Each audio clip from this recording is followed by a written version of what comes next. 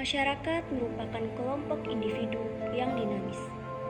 Banyak faktor yang dapat mendorong terjadinya perubahan pada masyarakat, baik itu ideologi, kebijakan pemerintah, maupun gerakan massa. Perubahannya berdampak pada interaksi sosial, norma, dan unsur kebudayaan yang dikenal dengan perubahan sosial budaya. Perubahan sosial tersebut dibedakan menjadi 3 bentuk. Mari kita simak penjelasan berikut ini.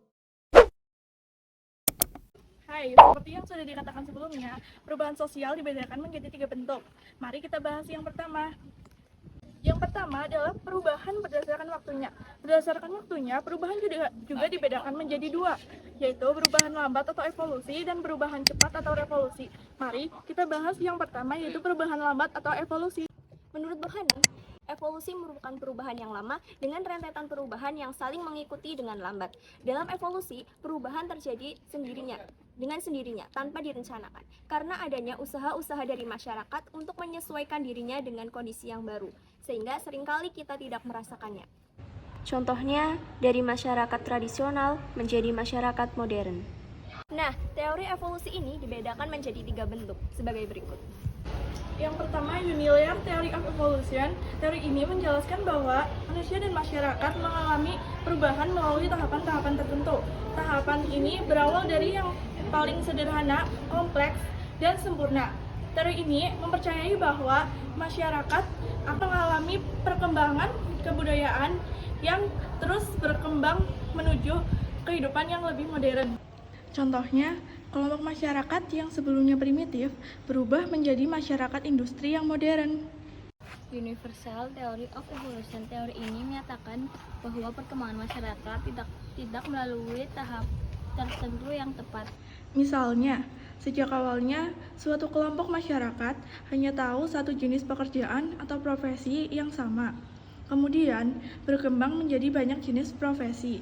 Multi-layered Theory of Evolution. Teori ini memfokuskan pada penelitian terhadap tahap-tahap atau fenomena-fenomena perkembangan tertentu dalam evolusi masyarakat. Misalnya, mengadakan penelitian tentang perubahan sistem mata pencaharian dari sistem berburu ke sistem pertanian menetap dengan menggunakan pemupukan dan pengairan. Berdasarkan waktunya, perubahan yang kedua yaitu perubahan cepat atau revolusi. Kalian mungkin pernah mendengar istilah revolusi seperti revolusi Prancis, revolusi industri, dan revolusi kemerdekaan Indonesia. Revolusi diartikan sebagai suatu perubahan yang secara cepat atau mendadak. Perubahan tersebut dianggap revolusi karena mengubah sendi-sendi pokok dari kehidupan masyarakat seperti sistem kekeluargaan, hubungan sosial, dan lain sebagainya. Tapi, kenapa sih revolusi industri termasuk revolusi? Bukannya revolusi industri merupakan hasil dari perubahan lambat dari masyarakat tradisional menuju modern. Ya memang benar, tapi alasan mengapa revolusi industri tergolong perubahan cepat adalah karena adanya revolusi industri menyebabkan banyak perubahan yang muncul secara cepat dan mengubah kehidupan masyarakat. Misalnya, karena kemunculan mesin dari pabrik-pabrik karena kegiatan produksi yang tadinya berpusat pada tenaga manusia, kemudian beralih menjadi tenaga mesin. Secara sosiologi, agar revolusi dapat terjadi harus memenuhi beberapa syarat. Di antaranya adalah 1. Harus adanya keinginan untuk mengadakan suatu perubahan. 2. Adanya seorang pemimpin yang dapat memimpin dalam masyarakat. 3. Adanya pemimpin yang dapat menampung keinginan masyarakat agar terjadi pergerakan menuju perubahan. 4. Seorang pemimpin harus menunjukkan suatu tujuan pada masyarakat. 5. Adanya momentum untuk memulai suatu kegiatan.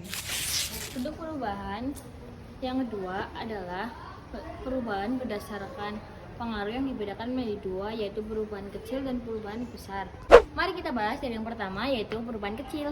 Perubahan kecil ialah perubahan yang terjadi namun unsur-unsur struktur sosial yang tidak membawa pengaruh langsung atau berarti bagi masyarakat. Contohnya, perubahan model pakaian, rambut, sepatu, dan lain-lain yang tidak berpengaruh signifikan terhadap masyarakat keseluruhan sebab tidak menimbulkan perubahan pada lembaga kemasyarakatan.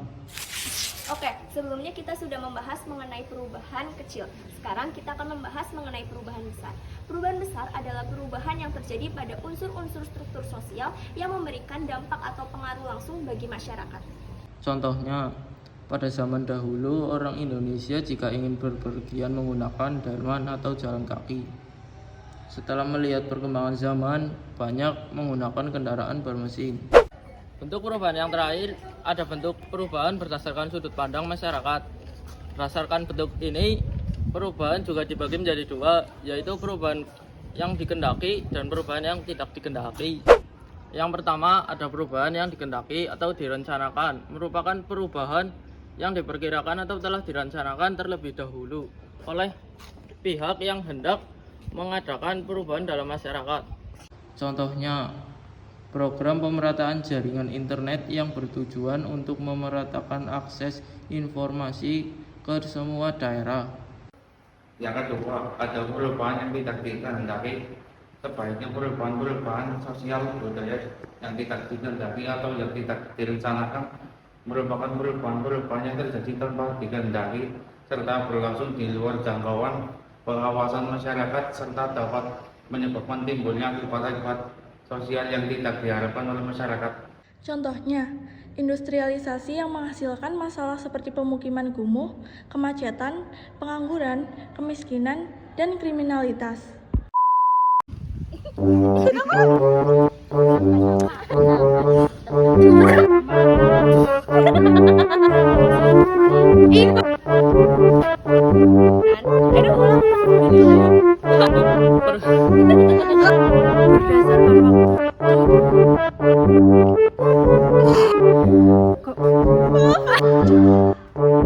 Bahan revolusi cepat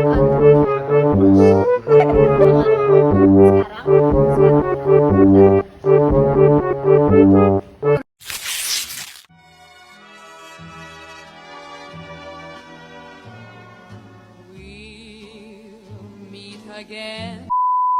Audio Jungle.